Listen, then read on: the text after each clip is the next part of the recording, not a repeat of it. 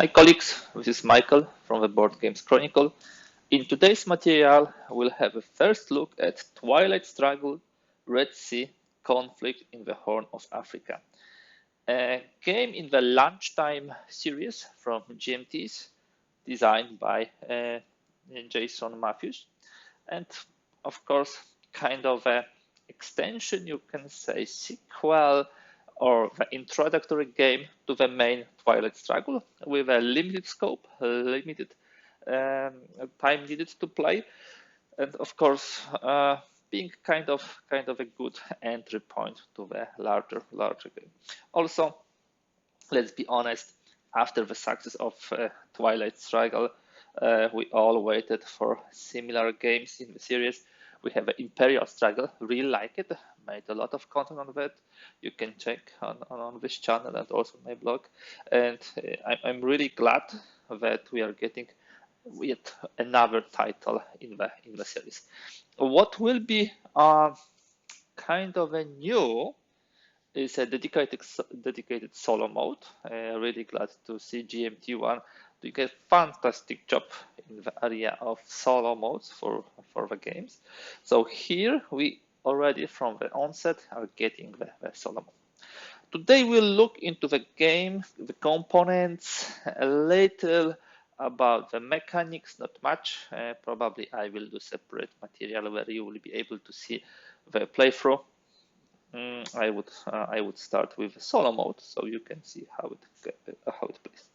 All in all, this is a small box, not too large, a nice sturdy box. I like the back of it. It says 35 minutes. It has a super solitaire suitability, complexity rather low. When you look at the map, it's a smaller variant of a main Twilight Struggle one. This is a very similar look at how the cards are looking and also the tokens. So let's open it. Okay. So first and foremost, what we see is the rule book on the glossy paper, really nice. Not overly long and complex, only 15 pages. Here we can see some information for experienced Twilight Struggle players. Here we have an introduction. Maybe we should say a little about the actual historical setting of this game, which is also very nicely explained in the materials. It's 1974, and we are in the middle of the Cold War between US and USSR. As always, those two superpowers were not fighting directly, but via various proxy wars. What happened during this year is that the longtime ally of US, Emperor Haile Selassie, became much more and more dictatorial. He was overthrown, and he was overthrown by Marxists. So a chain reaction started in the region, and of course a naval battleground opened where the fight between both powers started. In the Twilight Struggle, in the main Twilight Struggle, what we had is a couple of events about this. Here we will have a zoom in into this specific part, and you will be also able to read about it. We'll have Africa and Middle East as the scoring areas. The funny thing will be about Egypt, which is in both. Yeah, so we will have description of the map, cards, game setup, game sequence. It's very similar to the Twilight Struggle instruction, how we play the card, either for event or for operations. If the event is from the opposing side, we get the operations, and of course event unfolds. And the beauty of the game, of the Twilight Struggle, is always how to prevent these good events from happening, very good events for the opponent. We'll have, of course, the space control markers, just as it was, realignment, copes, these are interesting ones, the space race, of course, then how the events play, DEFCON status and military operations exactly the same as in Twilight Struggle. We also need to fulfill them. And then we would have one interesting thing. Yeah, recording in the military operations. This is fine. These are the DEFCONs. This Romania autonomy. This is a pretty cool thing. You see, in the basic Twilight struggle, you have this China card, and China was sometimes a little more towards US, a little more towards USSR, but it was changing, let's say, its affiliation as it suited the Chinese people. Yeah, they were very pretty smart with their diplomacy. For Romania, we have a similar situation.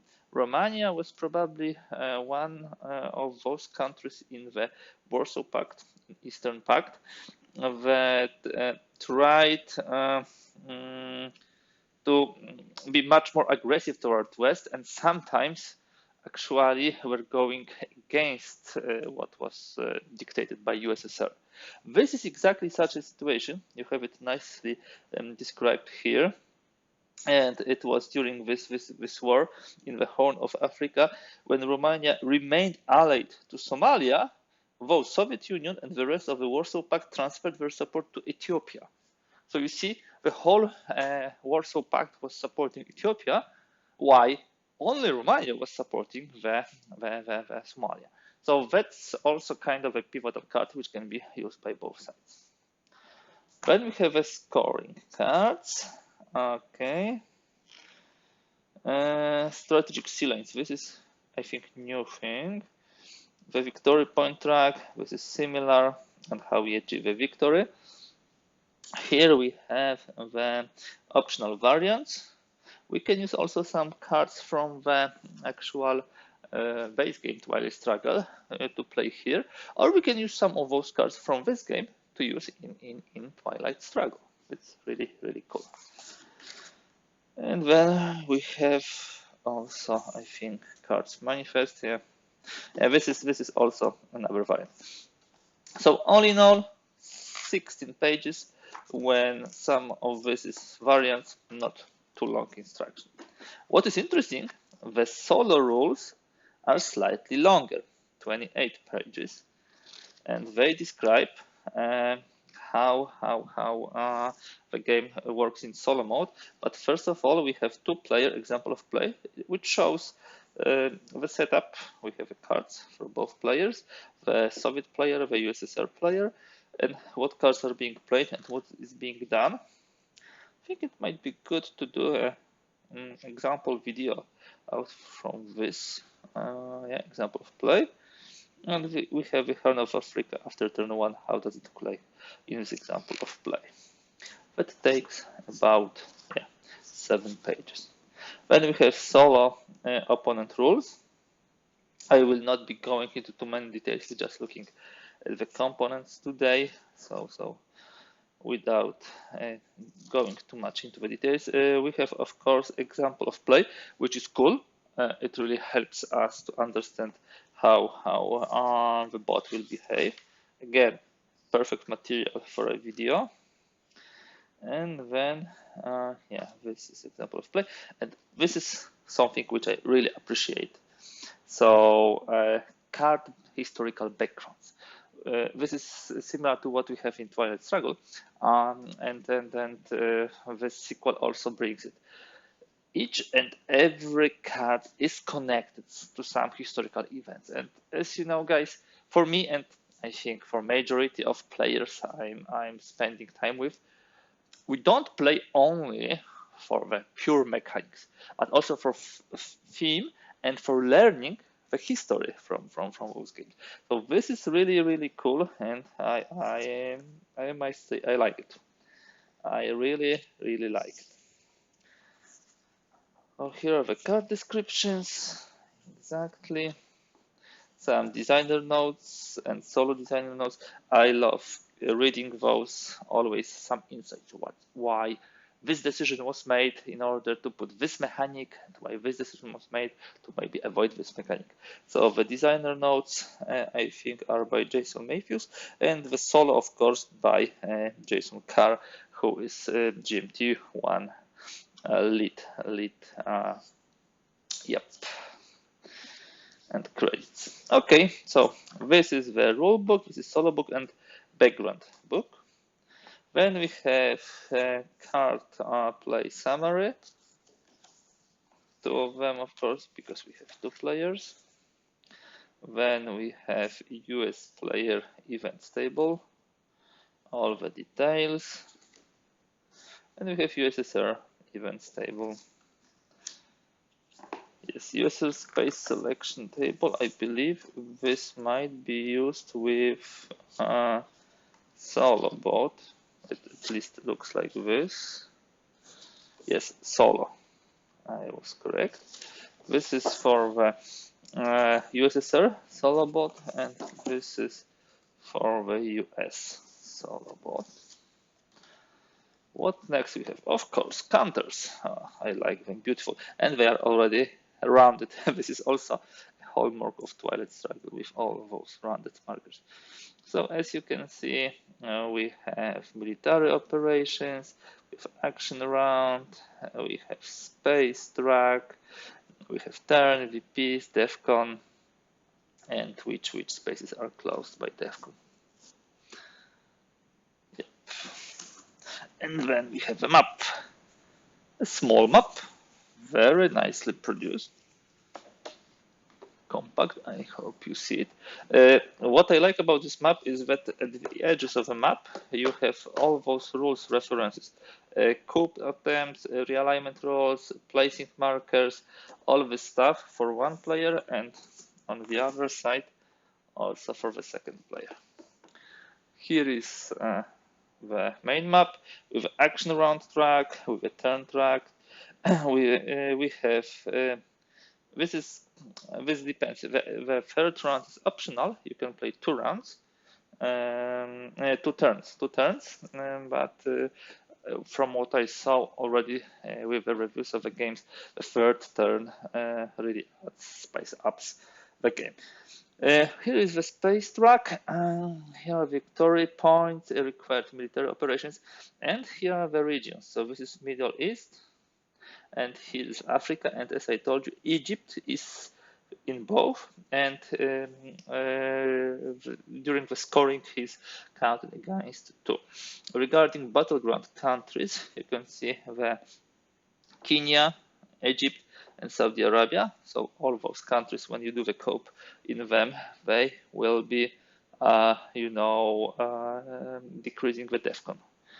And of course, we have some additional markers here, like where do we have influence placed at the beginning. These markers show us where the influence is. And yep, these are also the points for controlling, for control, dominance, and presence in the region. As I said, pretty standard for the Twilight Struggle lovers. Last but not least, we are getting 2 dice. Yep. Nicely. And of course, set of cards. Let me quickly open it. As I told you, we are able to use the cards from the Twilight Struggle in the this expansion game, but also we can use the base game cards in this. So this is really cool. Okay, unwrapping them, and let's have a look at the cards. Of course, they are divided into the war segments: mid-war, late war. I don't believe we would have early war. No. Here are the scoring cards. Here is the Romania card. As always, this shows that this card is affiliated with US. This card is affiliated with the USSR. And yeah, we have the scoring cards here. This is to some extent repetition from the rules and from the map. Romania, which is played in a way like China was played. What I love is tons of new events. Oh, Zbigniew Brzezinski, really known Pole, who was part of the US cabinet, security cabinet. tons of history to learn, and this is also what I love about this game, and this will be my of course learning experience, getting to know more about it. Okay, guys, so this is it.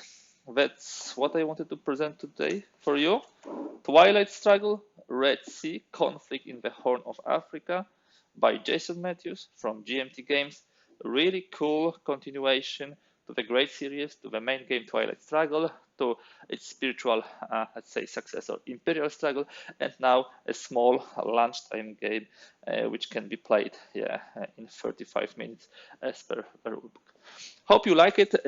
Definitely, you can count on many more materials from me on this game. For sure, the example of play, both solo and multiplayer. And I would like also to create maybe some additional how to play instructory videos. If you like this video, please kindly give thumbs up. If you'd like to see more content like this, kindly please subscribe. It's every subscription for such a small content creator like with Boardgames Chronicle counts. On top of this, if you would like to give any comments and opinions or simply discuss the game or this video, please use the section below. Thank you for today. Hope you are so excited as I am to bring this game to the table. Thank you and bye.